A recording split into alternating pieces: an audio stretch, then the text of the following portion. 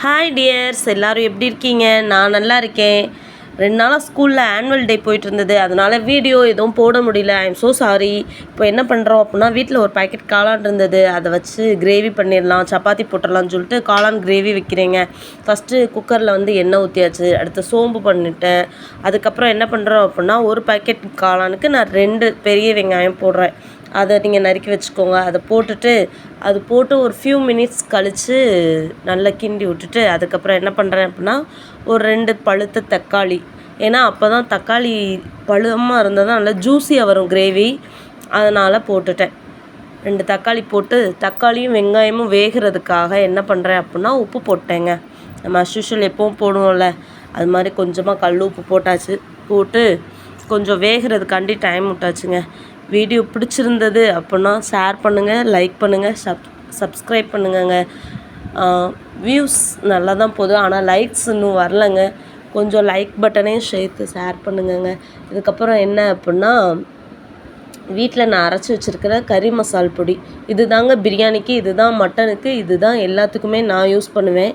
இதை எப்படி வந்து நான் பொடியாக்கி வச்சுருக்கேன் அப்படிங்கிறத உங்களுக்கு ஒரு வீடியோவாகவே போடுறேங்க, சரியா? அதுக்கப்புறம் கொஞ்சம் கறி மசால் பொடி, இது வந்து கடையில் வாங்கினது.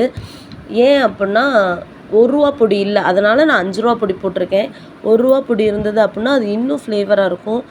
அந்த கிரேவிலாம் கொஞ்சம் தூக்கலாக கொடுக்கும். இந்த பொடியெலாம் போடவும் எண்ணெயே இல்லாத மாதிரி இருந்தது. கிரேவினா கொஞ்சம் எண்ணெயோடு இருந்தால் தாங்க நல்லாயிருக்கும். அதனால் இடையில ஃபஸ்ட்டு எண்ணெய் ஊற்றிட்டேன். முதல்ல நான் கொஞ்சமாக தான் ஊற்றியிருந்தேன், பத்தாதனால இடையில நான் எண்ணெய் ஊற்றிட்டேங்க. அதுக்கப்புறம் வீட்டில் ஆல்ரெடி அரைச்சி வச்சுருந்தேன் இஞ்சி பூண்டு பேஸ்ட்டு. எப்போவுமே உடனே அரைச்சி போடணுங்க. நான் எப்போவுமே அப்பப்போ தான் அரைச்சி போடுவேன், அதுதான் எனக்கும் பிடிக்கும். அதனால் போட்டுட்டு கொஞ்சோண்டு புதினாவும் போட்டுட்டு நல்லா வேகிறதுக்காக நம்ம கிண்டிகிட்டே இருக்கணுங்க. அப்போ தான் நல்ல தக்காளி எல்லாமே நம்ம கரண்டியை வச்சு மசிய வைக்கிறதுல தான் இருக்குது. அப்போ தான் தக்காளி எல்லாமே வேகும். இதெல்லாம் ஆட் பண்ணுறப்பவே பாதி தக்காளி வெந்துடும். இதோட 1 ஸ்பூன் நான் வீட்டில் அரைச்ச தனி மிளகாத்தூள். கடையில் போட்டதுன்னா 1 ஸ்பூன் போட்டால் உரப்பு கொன்றுங்க. அதனால் நான் வீட்டில் அரைச்ச மிளகா பொடி போட்டிருக்கேன்.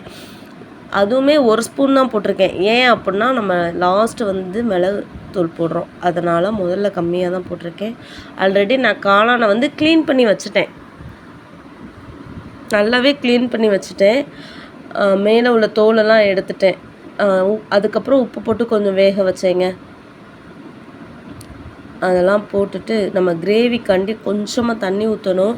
அப்போ தான் எதுவாக இருந்தாலுமே கிரேவி பதத்துக்கு வரும். நான் வந்து காளானை எப்படி சுத்தம் பண்ணுவேன் அப்படின்னா, மேலே உள்ள தோலை ஃபுல்லாகவே எடுத்துருவேன்.